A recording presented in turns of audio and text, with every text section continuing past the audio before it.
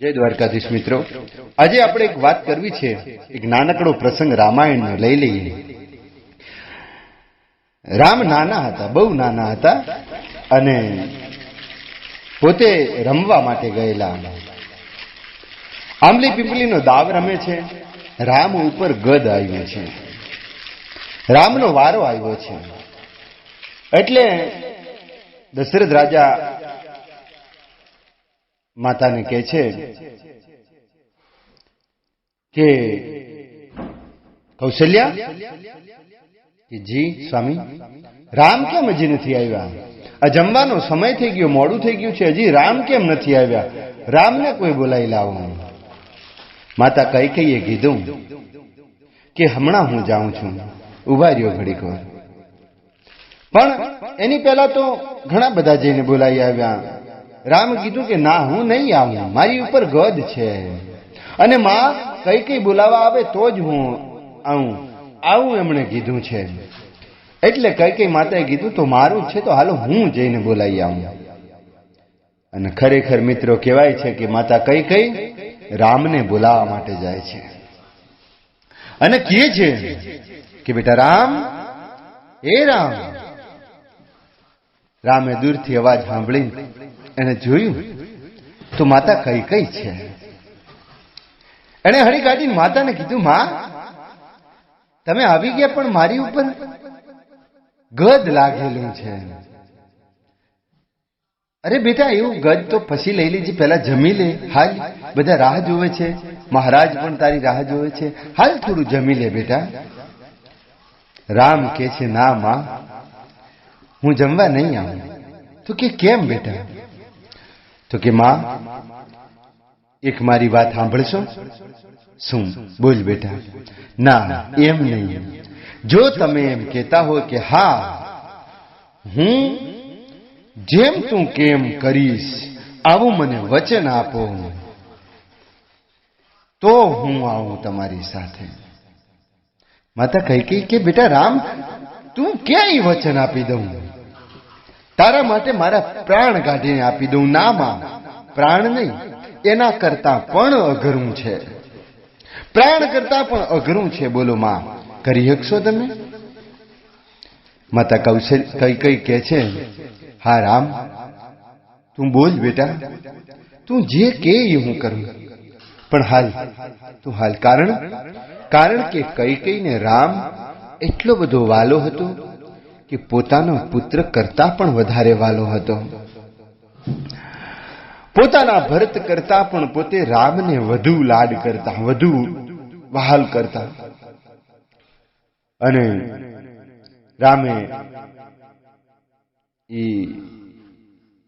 One વગડાની માલિપા તે દાડે કૈકેયીને કીધું, માં તમે અહીંયા બેસો ને. કૈકેયી માતા ત્યાં બેઠા છે અને રામ પોતાના ખોળામાં માથું રાખીને ઊંઘ્યા છે. માતા કૈકેયી કે છે, બોલ બેટા, શું કહેતો હતો તું? રામે કીધું, માં મારે તમને એક વાત કરવી છે, અને એ વાત છે કે માં મારી માટે તમે વનવાસ માંગો. શું કે છે તું આ રામ? હા માં, મને 14 વર્ષનો વનવાસ જોઈએ છે માં. કારણ કે મારે રાજ નથી કરવામાં, મારે તો આ ઋષિ મુનિઓની સેવા કરવી છે. રાજગાદી ભોગવવા માટે નહીં, પણ મારે ઋષિ મુનિઓની રક્ષા કરવાની છે, ઋષિ મુનિઓની સેવા કરવાની છે. માં, મારે ઘણું બધું કામ કરવાનું છે, માટે તું મારા માટે વનવાસ ન માગી શકે?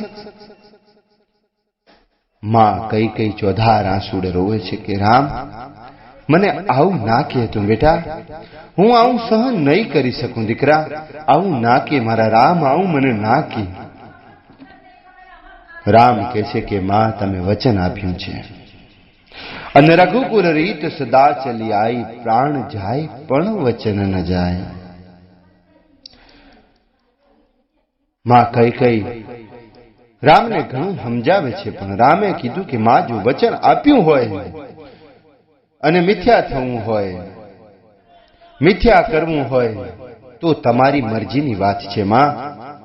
બાકી મારું આ કામ તમારે કરવું પડશે, તમે વચન આપ્યું છે. માતા કઈ ચોધાર આંસુડે રોતા રોતા હા પાડી કે ભલે બેટા, તારા માટે કદાચ દુનિયાની નજરની માલિપા જો મારે બદનામ થવાનું લખ્યું હોય ને તો કાંઈ વાંધો નહીં બેટા, હું બદનામ પણ થઈ જઈશ. અને એ દિવસે રામને ખબર પડી કે મારી સાચી જનેતા કરતા પણ વધુ પ્રેમ કરતી હોય તો ઈમાં કઈ છે. અને કહેવાય છે કે મિત્રો, દશરથ રાજા જોડે પોતે 2 વરદાન માંગેલા હતા. એમાંનું એક વરદાન પોતે માંગ્યું કે ભરતને ગાદી, અને બીજું વરદાન પોતે માંગ્યું રામને 14 વર્ષનો વનવાસ. કહેવાય છે કે મિત્રો, ભારતભરની ભૂમિ ઉપર સમર્પણની આ શું વાત કરીએ આપણે. કહેવાય છે કે અમુક પાત્રોને આપણે જેને એવા સમજીએ કે આ બહુ નેગેટિવ પાત્ર છે, પણ રિયલમાં એ પોઝિટિવ પાત્ર હોય છે. મિત્રો, આખા રામાયણની માલિપા ઉર્મિલાનો ત્યાગ ખરેખર જોવા જેવો છે, પણ આખી રામાયણમાં એનો ક્યાંય ઉલ્લેખ કરવામાં નથી આવ્યો. મિત્રો, રામાયણના એક પાત્ર લઈએ, બધા પાત્રોની અંદર ખરેખર ઈ જમાનાની વાત પણ આપણને અચૂકતી લાગે છે. ભગવાન રામ પોતે સંપૂર્ણ મર્યાદા પુરુષોત્તમ, પોતાનો ભાઈ ભરતને ગાદીનો મોહ નથી, પોતે પણ ગાદીને ભોગવતા નથી. ભરત પછી શત્રુઘ્ન જુઓ, લક્ષ્મણ જુઓ, બધાએ એકબીજા ભાઈની સેવામાં આખી જિંદગી કાઢી નાખે છે. અને માં સીતાની વાત કરીએ તો જન્મતાની હારે જ દુઃખના ડુંગરો તૂટેલા, કારણ કે એમને માની કૂખ નહોતી મળી, માનો પ્રેમ ન મળ્યો. પરણાવી અને જ્યારે સાસરીમાં મૂક્યા કે રાજ રજવાડાની રાણી છે તો રાણી પણ ભોગવ્યું નથી, વનવાસ ભોગવવો પડ્યો. વનવાસમાં પણ પોતાના પતિનો વિરહ ભોગવવો પડ્યો, કારણ કે રાવણ આવ્યો અને રાવણે અશોક વાટિકામાં એકલતાનું જીવન 12 વર્ષ સુધી વિતાવ્યું. એની ઉપરાંત જ્યારે ત્યાંથી રામે છોડાવી અને રાજમહેલમાં પાછા લાવ્યા, છતાં પણ એક ધોબીએ ધોબણ ધમકાવી અને રામચંદ્રને યશુન પાય. ભગવાન રામે વિચાર કર્યો કે હું એક મર્યાદા પુરુષોત્તમ રામ ઈધારો તો સીતાજીને રાખી શકત, પણ આ દુનિયાને એક સંદેશ આપવાનો હતો કે જીવનમાં કોઈ દિવસ કોઈ ખોટું કાર્ય ન કરશો કે જે થાય તમારી મર્યાદા ઉપર કોઈ કલંક લગાવે. વિચાર કરો મિત્રો, કેટલા દુઃખ ભગવાન રામચંદ્ર પોતે ભોગવી ચૂક્યા છે. જીવનની અંદર એમને ઘણા બધા સંકટો સહન કર્યા છે, અને છતાંય 12,000 વર્ષ પર્યંતા રાજ કિયા શ્રી લક્ષ્મીકંતા, અને પછી વૈકુંઠમાં પોતે પધાર્યા છે. તો મિત્રો, આ હતી અમુક રામાયણની વાર્તાઓની જે પડદાની પાછળની વાતો. જો તમને ગમી હોય તો લાઈક કરજો, શેર કરજો અને સબસ્ક્રાઇબ કરજો અમારી આ ચેનલને, કે જેનાથી દરેક વિડિયો સૌથી પહેલા તમને મળે. Thank you. Thanks for watching in my video.